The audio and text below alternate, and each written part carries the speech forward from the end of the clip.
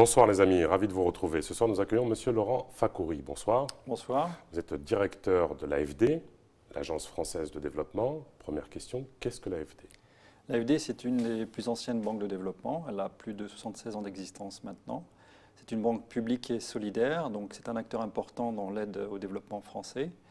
C'est une action tournée surtout vers la mise en œuvre des objectifs de développement durable et la lutte contre les changements climatiques.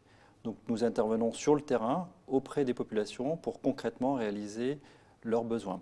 La particularité, c'est que c'est une banque qui rayonne à travers le monde. Elle n'est pas uniquement concentrée sur le territoire national français. Tout à fait. En fait, l'AFD intervient dans plus de 108 pays avec 85 agences déployées dans le monde. Donc, ce qui fait qu'aujourd'hui, elle arrive à toucher sur le terrain, elle est auprès des populations, elle touche donc l'ensemble des besoins. Elle a un financement à peu près annuel de 10 milliards d'euros par an. Ça fait à peu près aujourd'hui plus de 2500 projets suivis par notre établissement. L'AFD en Guyane, combien de personnes? Quelle ligne de crédit? C'est une équipe de 20 personnes très engagées dans le développement, donc à cœur de pouvoir avancer l'ensemble des problématiques de Guyane. C'est à peu près 20 à 30 projets par an pour un montant de 50 à 60 millions d'euros. Et nous avons aussi l'intention de pousser au maximum tous les engagements, tous les financements sur le climat. Nous avons aussi un métier de conseil qui permet de répondre aux besoins de l'ensemble de nos partenaires. Alors, sur quels critères, parce qu'on voit souvent des signatures médiatiques avec des maires de communes ou le président de la CTG, vous intervenez uniquement auprès des collectivités? Alors non, nous avons vocation à intervenir un peu dans tout le secteur économique. D'abord, en fait, auprès des collectivités, donc c'est mairies, c'est COG, CTG.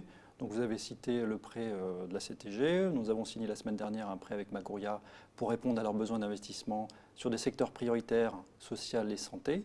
Nous intervenons aussi auprès des établissements publics, donc comme l'hôpital de Saint-Laurent, l'hôpital de Cayenne.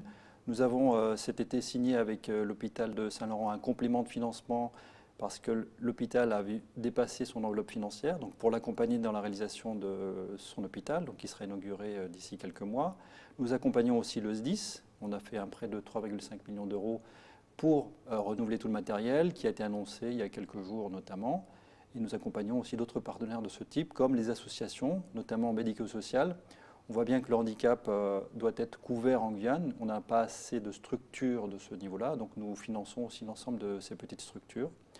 Nous finançons aussi le secteur privé. Nous essayons d'accompagner le secteur privé dans des besoins structurants et importants pour la Guyane, comme les énergies renouvelables. Nous avons financé en grande partie la centrale biomasse de Saint-Georges. Il vous est arrivé de refuser d'accompagner une collectivité pour sa mauvaise gestion? Parce que vous êtes banquier, vous avez certes d'autres missions qu'on abordera après, mais est-ce que vous réalisez un audit des comptes avant de vous engager ou vous y allez? Bien sûr, alors nous sommes comme une banque, nous avons des comptes à rendre auprès de nos administrateurs et auprès de l'organe de contrôle des banques. Donc d'abord on ne refuse jamais, on trouve toujours le moyen de financer une banque pour l'accompagner. Si elle vient nous voir, c'est qu'elle n'a pas trouvé de banquier, donc c'est qu'elle a besoin de cet argent pour remplir ses missions principales auprès de ses administrés. Donc nous accompagnons toujours les différents partenaires. Les particuliers peuvent bénéficier également parce que je sais que vos taux ils sont très très bas. Est-ce qu'un particulier qui souhaiterait acheter une maison peut se tourner vers l'AFD? Alors malheureusement non, c'est une banque qui s'adresse à des institutions, à des grands partenaires publics ou privés. Là, vous allez décevoir nos millions de téléspectateurs. Donc il y a le métier de banquier reconnu par tous, mais vous avez aussi d'autres métiers à l'AFD. Est-ce que vous pouvez nous en parler? Tout à fait. Donc les métiers de l'AFD, c'est donc banquier et puis aussi l'écoute. L'écoute de ses partenaires, ça consiste en quoi? Ça consiste d'abord à appuyer les collectivités en difficulté. Donc justement, quand une collectivité a quelques difficultés, on peut les appuyer.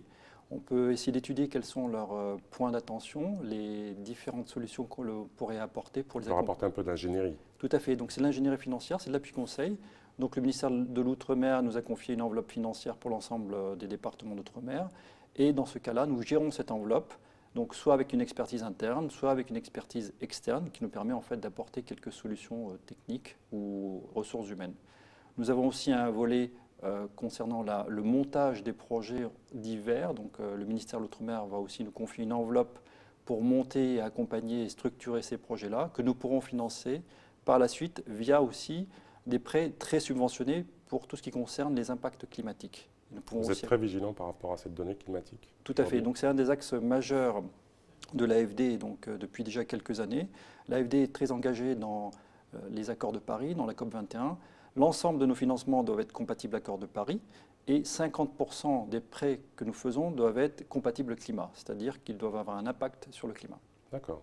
Vous organisez également des conférences. Quelle est la vocation, le but? C'est d'être le plus pédagogue, des conférences thématiques? Tout à fait. Donc l'objectif des conférences, c'est pas nous de nous mettre en avant avec notre savoir, mais c'est essayer de participer au débat public, de mettre ensemble des acteurs qui ont des problématiques communes, mais parfois la vie fait qu'ils ne se voient pas ou ne se parlent pas.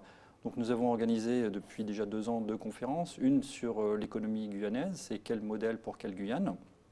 Donc l'objectif c'était de rassembler l'ensemble des acteurs économiques et les faire discuter. Nous avons organisé en octobre 2017 une conférence destinée aux acteurs des collectivités et aux élus, qui consistait à leur apporter des informations sur l'ensemble des finances publiques depuis quelques années, sur la numérisation, sur les impôts à la source et aussi l'appui que pourrait avoir l'AFD dans leurs différentes activités. Alors, beaucoup ont parlé notamment du rapport qui a été réalisé pour la commune de Saint-Laurent, Saint-Laurent 2030, un beau travail d'ailleurs. Quelle a été votre participation? Est-ce que vous avez répondu à une demande de Saint-Laurent? C'est vous qui l'avez initié? Racontez-nous. Parce que l'idée de pilotage s'inscrit aujourd'hui comme une donnée majeure pour un politique. Donc comment s'est fait ce plan Saint-Laurent 2030? Est-ce qu'il peut, servir de modèle à d'autres communes? Tout à fait. Donc en fait, la naissance de ce type d'études, c'est en discutant en fait avec les élus. Le moment où on met en place des prêts, donc si on discute, on n'est pas que prêteur, on essaie de conseiller, voir quels sont les besoins, l'objectif vers lequel le maire ou le décideur souhaite aller. Et en discutant, en fait, on leur apporte des informations sur les métiers que nous avons, mais qui ne sont pas forcément connus du grand public, à savoir donc l'appui de réflexion en termes d'études. Donc dans ce cas-là, au fur et à mesure de la discussion, on leur propose après d'engager du sérieux sur une étude prospective, justement, puisque le maire souhaite faire des investissements. C'est comment réaliser en connaissance de cause et d'éclairer le plus possible sa décision. Donc c'est la mise en place d'une étude avec des appuis internes ou externes qui permettent de projeter en fait la démographie, les besoins sociaux, les besoins éducatifs qui vont permettre en fait de réaliser et mener à bien ces investissements. Le format de l'émission est court. Dernière question. Comment vous voyez-vous le développement de la Guyane? Est-ce qu'on va sortir de cette économie de comptoir et de commande publique? Rapidement, s'il vous plaît. Bon. Nous, on est positionné sur les besoins de la population. Donc, notre position, c'est d'appuyer l'ensemble des structures qui ont besoin de se développer. Sur le reste, ce n'est pas notre problématique. Nous, on voit des personnes, soit qui souffrent de handicap. Nous, on a à cœur aussi de leur offrir via une action citoyenne. Une action citoyenne. On voit ces collectivités qui ont besoin de se développer, c'est comment les appuyer dans leur développement. Ces acteurs privés parfois qui sont orphelins de banque avec des beaux projets. Et donc c'est normal que nous allions avec eux pour développer leurs projets, parce que bon, il faut initier une certaine dynamique. Monsieur Laurent Fakouri, directeur de l'AFD, merci beaucoup d'avoir participé à cette émission. Les amis, les programmes continuent sur ATV. Tchambé. Merci.